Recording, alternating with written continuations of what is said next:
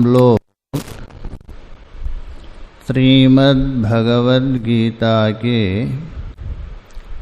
90वें अध्याय को लेकर विचार कर रहे हैं। यहाँ तक विचार हुआ।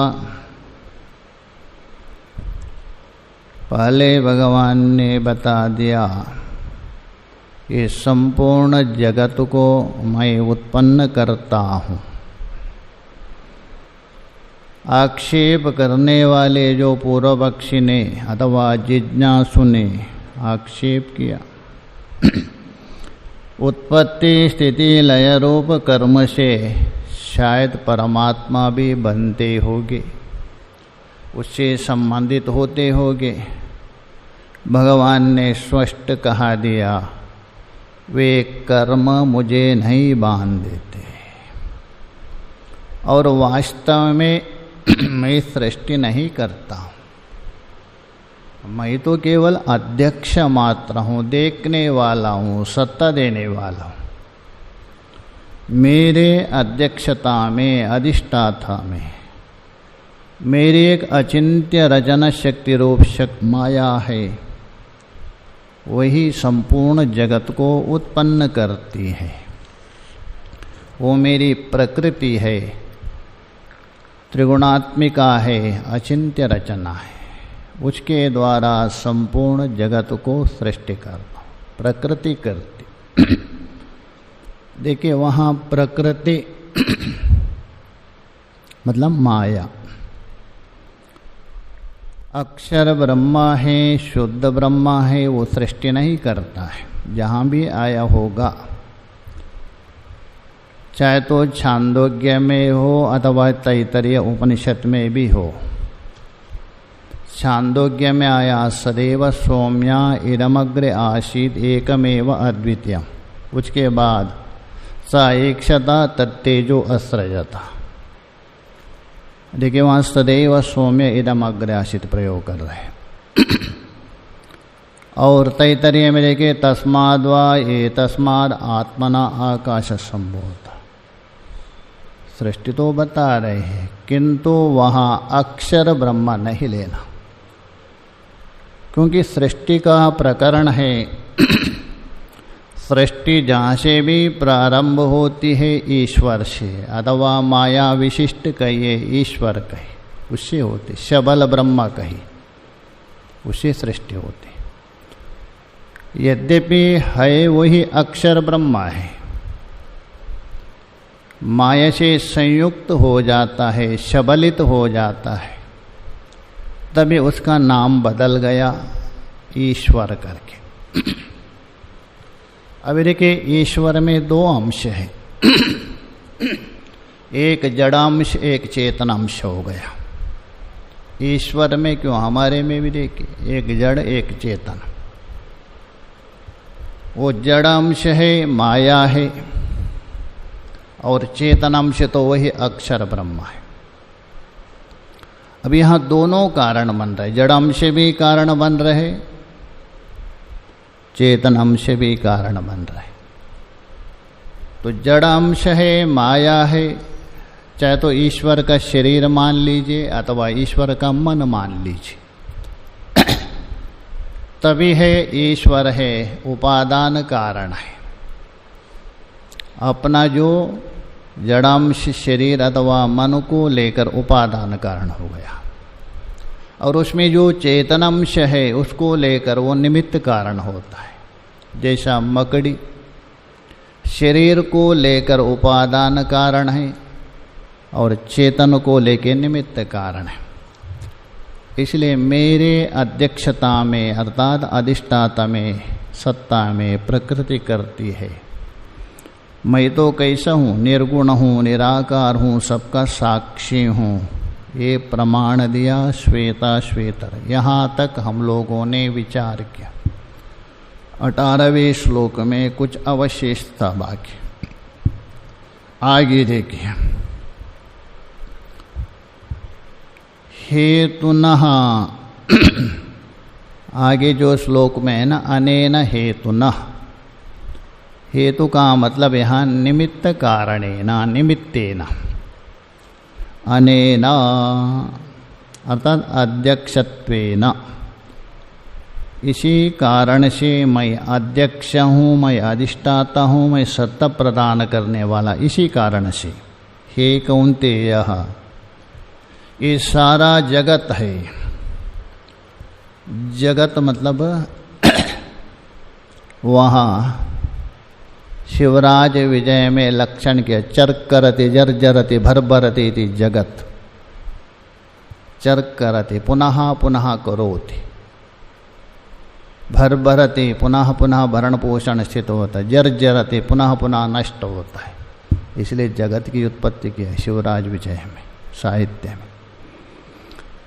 मतलब बारंबार जिसकी उत्पत्ति, बारंबार जिसकी स्थिति और बार बार जिसका जर्जरति नष्ट होना, इसी का नाम है जगत।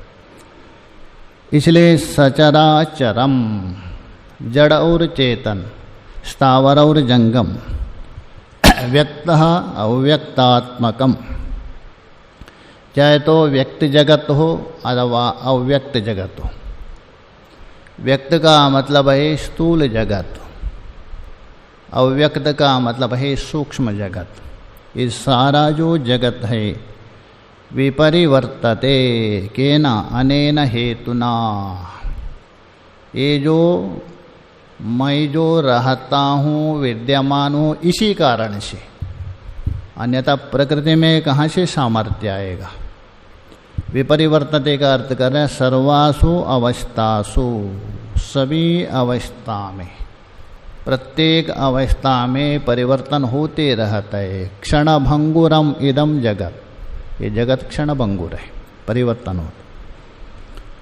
उसी को ही स्पष्ट कर रहे, देखिए दृश्य कर्मत्वापत्ति निमित्ता ही जगतः सर्व प्रवृत्ति, वहाँ से लेना ही बोल तो यस्मात् कारणात्, क्योंकि जगतः सर्व प्रवृत्ति, जो जगत की संपूर्ण प्रवृत्तियाँ है, जो भी प्रवृत्ति हो रही है जगत में, जहाँ जहाँ एक्टिविटीज हो रहे, जो जो प्रवृत्ति हो रही, किसके लिए? दृश्य कर्मत्वापत्ति निमित्ता।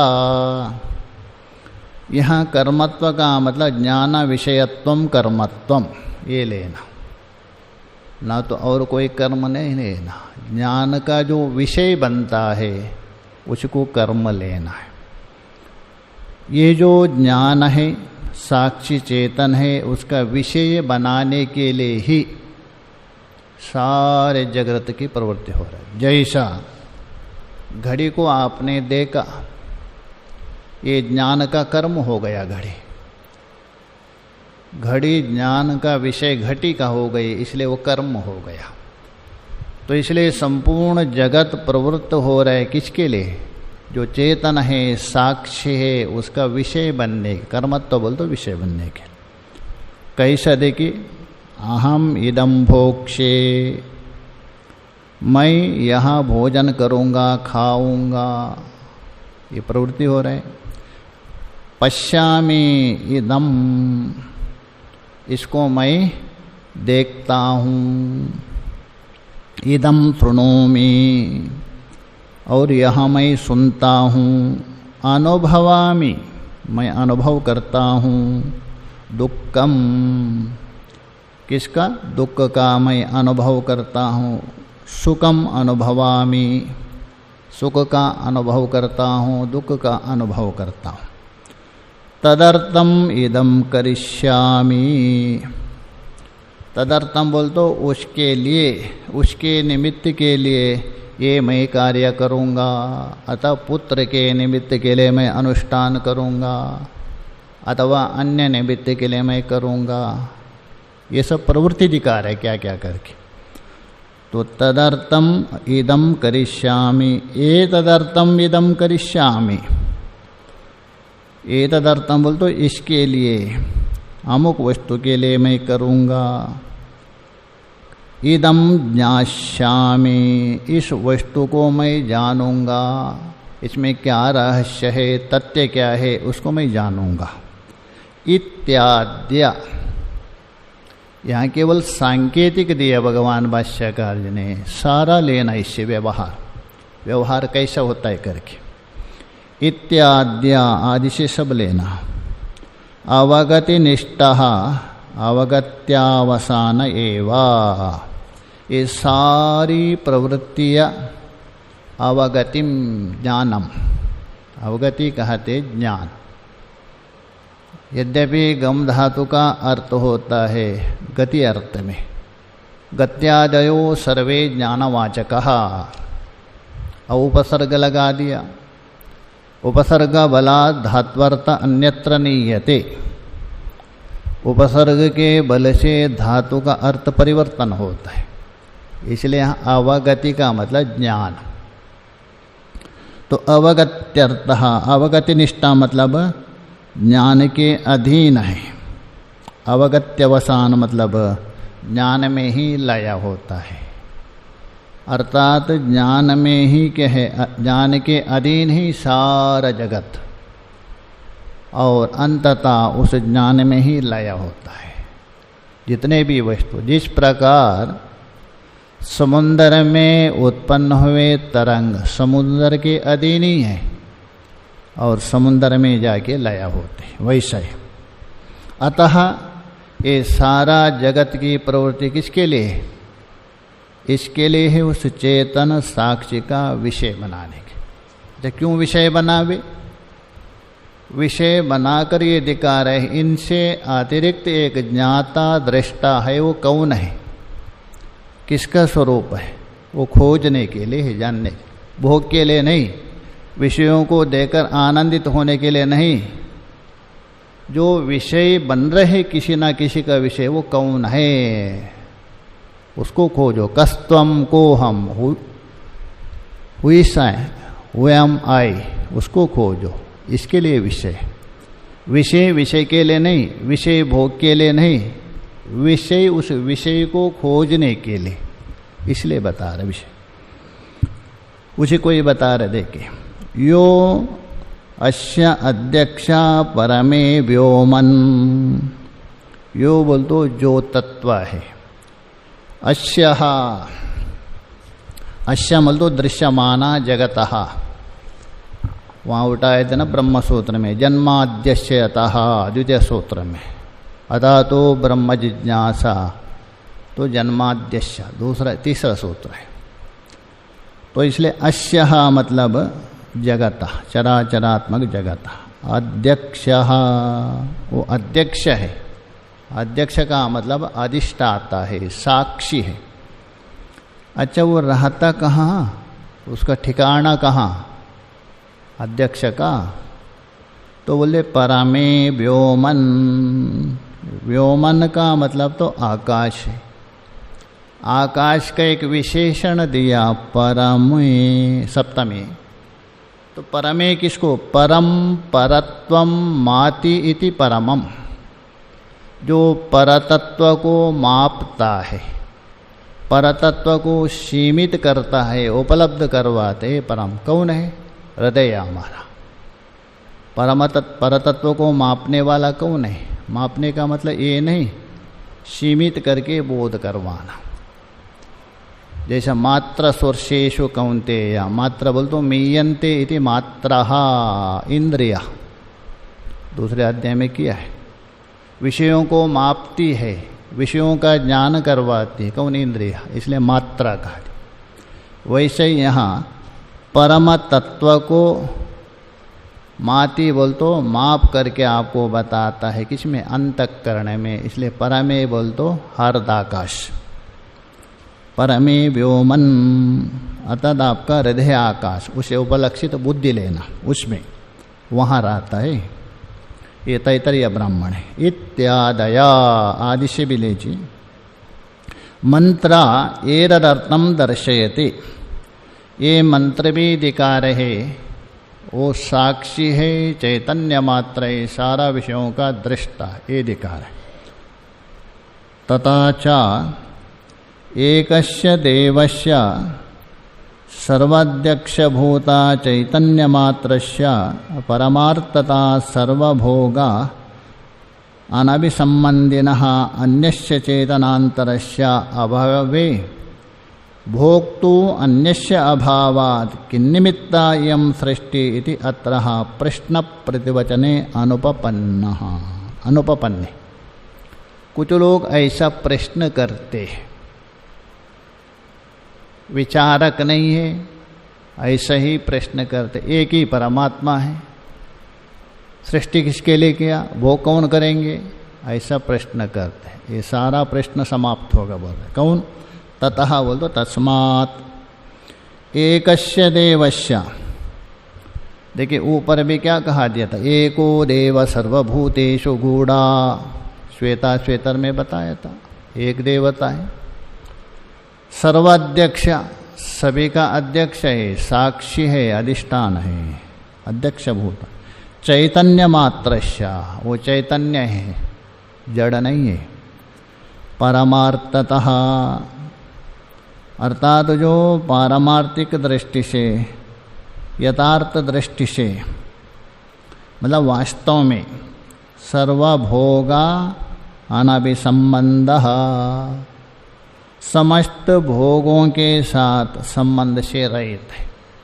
पारमार्थिक दृष्टि से किसी के साथ भी उसका संबंध ही नहीं, भोग कहाँ से करेंगे।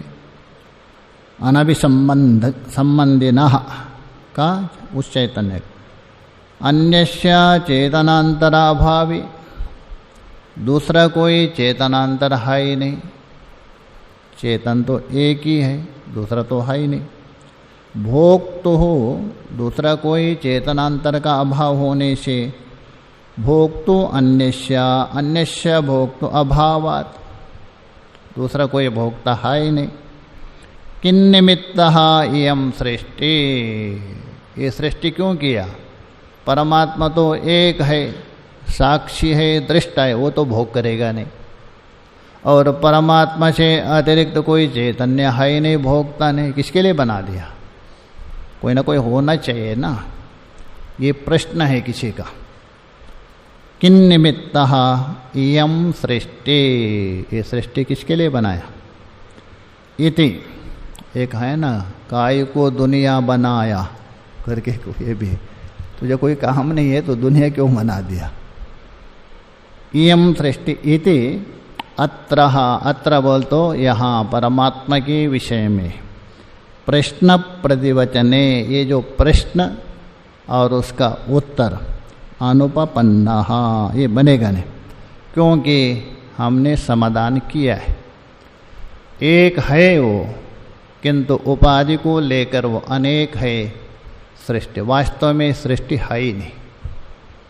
सृष्टि हो, पंजाब में एक संत थे, बहुत अच्छे संत, शरीर शांत हो गए, उदासी, काशी में पड़े थे, बाद में वहीं रहे, बाहर नहीं आते, कोई भोजन ला के दे तो खाते। कोई गए उनके मित्र महात्मा, महाराज आप यहाँ बैठे बैठे क्या करते, संसार में थोड़ा जाइए, उनके थोड़ा उपदेश कर दीजिए, आप जैसा संतों को जाना है। उन्होंने क्या उत्तर दिया, संसार कहाँ है, थोड़ा दिखाओ, तभी मैं उनको उपदेश करेंगे, कहाँ है संसार। इसलिए सृष्टि है ही नहीं, तो इसलिए प्रश्न और उत्तर उचित नहीं। हाँ, यदि दिख रहे उसके लिए तो हमने समाधान किया है। उपाधि को लेके अनेक है, यथार्थ रूपेण है नहीं, ये समझ, इसलिए प्रश्न प्रतिवचन उचित नहीं। को अद्दः वेद का ही प्रवोचत कुतः आजातः कुतयं विसृष्टि, तैतरीय ब्राह्मण में। को अद्दः वेद, अर्थात इसको को अद्दः, कौन जानता है, उस तत्व को कौन जानता है, अर्थात पारमार्थिक रूप से, यथार्थ रूप से, साक्षात रूप से कौन जानता है। यह प्रवोचत, इस विषय में कौन कह सकता है, अर्थात उस परमात्मा के विषय में कौन कह सकते है, किसको कह सकता है। आजातः कुतः इयं विसृष्टि, इयं विसृष्टि कुतः आजाता, ये जो विसृष्टि बोल तो विषम सृष्टि, भिन्न भिन्न सृष्टि, वैलक्षण सृष्टि, ये जो जगत कहाँ से आया, इस प्रकार किस कारण से रचा इत्यादि मंत्रों में स्पष्ट बता दिया तैत्तरीय ब्राह्मण में। अर्थात उस परब्रह्मा परमात्मा है यथार्थ रूप से, वो उसको कौन जानते हैं और उसके विषय में कौन कहा सकते, वो ऐसा है वो वैसा है, वो इस प्रकार। और ये विलक्षण सृष्टि है, अचिंत्य रचना सृष्टि है, कहाँ से आए, ये सारे मंत्र में बताए। अंततः जाके ये सिद्ध होता है उस परमात्मा को आप नहीं बता सकते, केवल नेति नेति से ही बता सकते। सृष्टि तो है ही नहीं, अनिर्वचनीय है, दिख रहे इसलिए समाधान करना पड़ता, वहाँ विचार किया बाद। दर्शितम च भगवतः, चलो ये तो श्रुति का बात है, वेद का बात है, यहाँ भी दिखा दिया भगवान ने पीछे। अज्ञानेनावृत अज्ञानम तेन मुह्यन्ति जन्तवः, मैं किसी का पुण्य भी नहीं लेता हूँ, ना मैं किसी का पाप भी नहीं दे। भगवान भाष्यकर भक्ता नाम अपि, भक्तों का भी वहाँ भाष्य में किया भाष्यकर, बस अपने अज्ञान के द्वारा जो विचारात्मक ज्ञान है आच्छादित हुआ है और उसके द्वारा सब मोहित हो रहे। जिस प्रकार आँख में दोष आने से रतुंद्यादि दो चंद्रमा का दर्शन होता है, वैसे ही अज्ञान के द्वारा हमारी ज्ञान दृष्टि ढक गई देखने की, एक परमात्मा भी अनेक रूप से देख रहे, ये पीछे बता दिया था। आगे जो भगवान खेद प्रकट कर रहे हैं, मैं सर्वत्र हूँ, सर्वव्यापक हूँ, कण कण में हूँ, क्षण क्षण में हूँ, तो भी मुझे नहीं जानते हैं, इससे बड़ा खेद क्या है, उसके लिए आ रहे देखिए। एवं माम नित्य शुद्ध बुद्ध मुक्त स्वभावम, मैं कैसा हूँ, नित्य हूँ, त्रिकालाबाध्यत्वम अवस्थत्रयाबाध्यत्वम नित्यत्वम व, तीनों कालों में जिसका बाद ना हो अथवा अवस्थत्रय में जिसका बाद। एक थे काशी में एक पंडित, वो कहते थे अरे जगत नित्य है, मिथ्या कैसा मानते आप, दिख रहे क्या नहीं, जो दिख रहे उसको आप मिथ्या कैसा कहते। तो मैंने कहा बस ये लक्षण जिसमें घटा उसको मान ले दो, त्रिकालाबाध्यत्वम, तीनों कालों में जिसका बाद ना हो। जगत में यदि घटेगा तो कोई आपत्ति नहीं हमारे, चलो उसको छोड़ दीजिए। अवस्थत्रयाबाध्यत्वम, तीनों अवस्था में जिसका बाद ना हो, मान ले लो। क्या जगत तीनों अवस्था में है? जागृत का जगत स्वप्न में नहीं है, जागृत और स्वप्न दोनों सुषुप्ति में नहीं, जहाँ सोए है वो जगत उसी सुषुप्ति में नहीं है, नित्य कैसा मानते हैं। किंतु आप जागृत में भी है, स्वप्न में भी है, सुषुप्ति में भी, आपका बात नहीं हो रहा है, इसलिए बोल रहे नित्य शुद्ध। शुद्ध का मतलब उपाधि से रहित है, निर्मल है। बुद्ध ज्ञानस्वरूप, मुक्त बोल तो सदा मुक्त है, बंधन है ही नहीं, बंधन हो तो मुक्त होगा।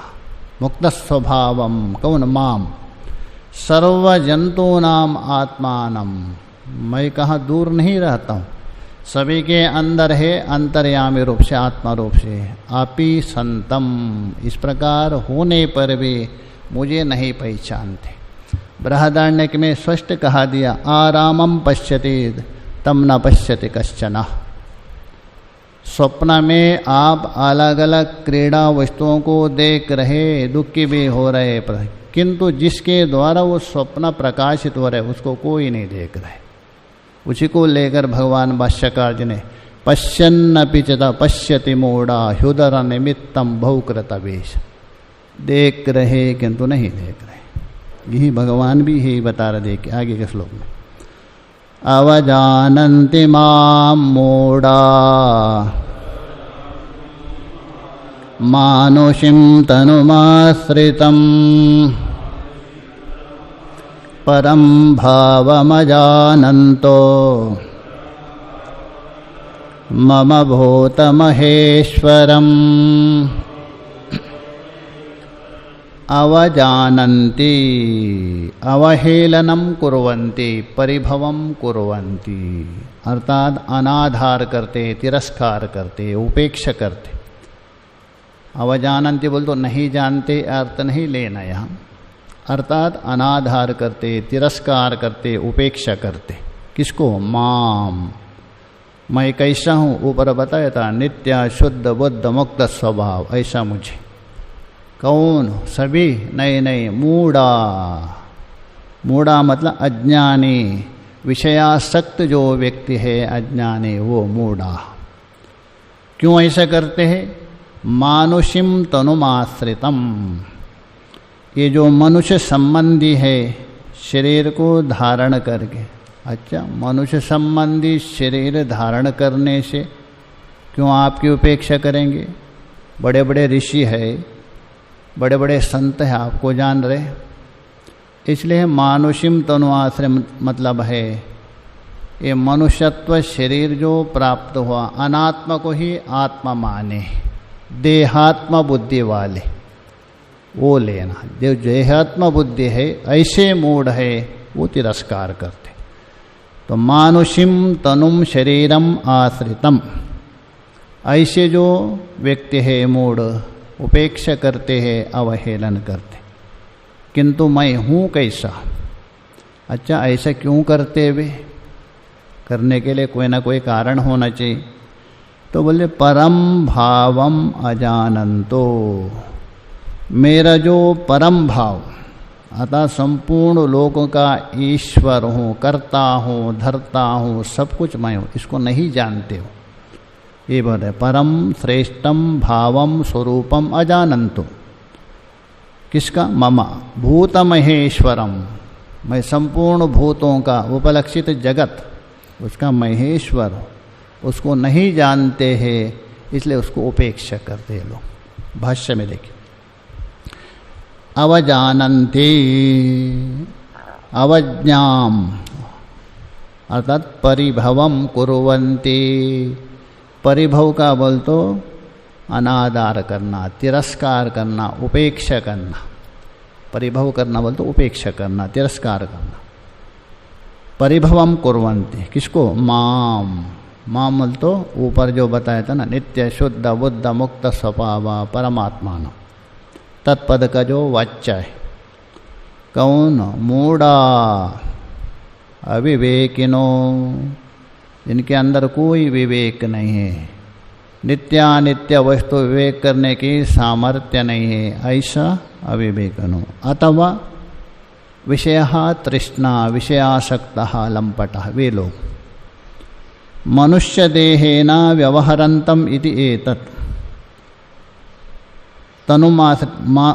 मानुषिम का अर्थ करें मनुष्य संबंधिनी, मनुष्य संबंधी।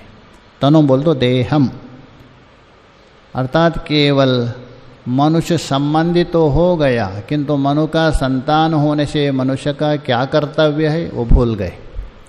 इसलिए बोल रहे हैं मनुष्य संबंधिनी तनुम देहम आश्रितम, अतः मनुष्य देहेना व्यवहरन्तम इति। मैं मनुष्य हूँ, इस प्रकार व्यवहार करने वाला व्यक्ति। कहने का मतलब शरीर को ही आत्मा मान के मनुष्य रूप से व्यवहार करने वाला वो जो व्यक्ति है। परम का अर्थ कर रहे प्रकृष्टम, जो सबसे श्रेष्ठ है, प्रकृष्ट है, उत्कृष्ट। भावम, भावम बोल तो स्वरूपम। परमात्मा तत्वम, वो कौन है? परमात्मा तत्व है, यथार्थ तत्व है। आकाशकल्पम, और वो कैसा है? आकाश के समान व्यापक है, आकाश के समान निराकार है, आकाश के समान सूक्ष्म है। देखिए कल्पम बोल तो ईशद अर्थ में होता है, पूरे आकाश जैसा नहीं, वो आकाश से भी परे है, बोल तो आकाश कल्पम।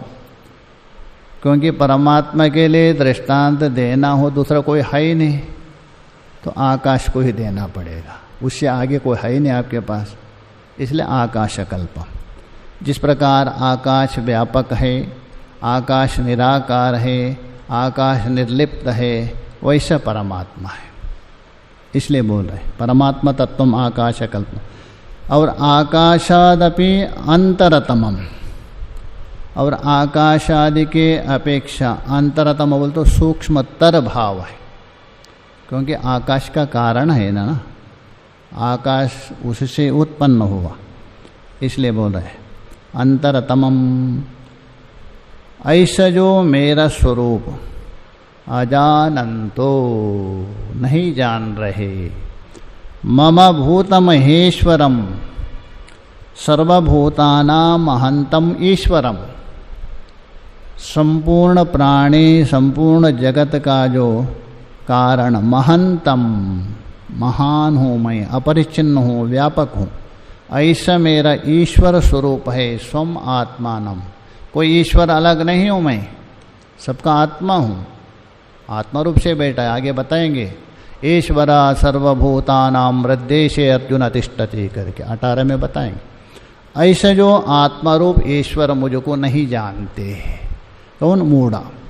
तथा च तस्य ममः अवज्ञा भावनेन आहता वराकते, इसलिए मुझे उस परमात्मा तत्व के निराधार के भावना से भगवान भाष्यकार जी बोल रहे हैं, ये वराकते, वराक का मतलब एक प्रकार से काम का नहीं, गंवार पामर जीव है, इसलिए आहता। आहता बोल तो संसार में जीते जीते बस मरे, one who live but he died, एक जीवित है किंतु मरे है, one who died but he live, एक मरे है किंतु जीवित है। जैसा महापुरुष देखे शंकराचार्य है, तुलसीदास है, मेरे शरीर से मरे है किंतु जीवित है, हम लोग जीवित है किंतु मरे हैं। तो इसलिए बोल रहे आहता, जीते जीते मरे पड़े हैं वे लोग, इसलिए बोल रहे हैं वराका। वराका कहते हैं बेकार, पामर। भगवान ने मूढ़ा शब्द प्रयोग किया और भगवान भाष्यकर ने और भी बोल दिया, ये बिल्कुल पामर है, गंवार व्यक्ति है। जैसा भगवान खेद हो गया, आचार्य को भी खेद हो रहा है, इसलिए वरा का प्रयोग कर रहे हैं। वरा का बोल तो बेकार आदमी। कथम, ऐसा क्यों करते हैं वे लोग, किस कारण से? तो इसलिए हम बता रहे राक्षसी और आसुरी प्रकृति वाले होने से वो ऐसा करते हैं, इसलिए राक्षसी आसुरी प्रकृति को बताएंगे, उसको बता रहे। मोघ मोघ कर्माणो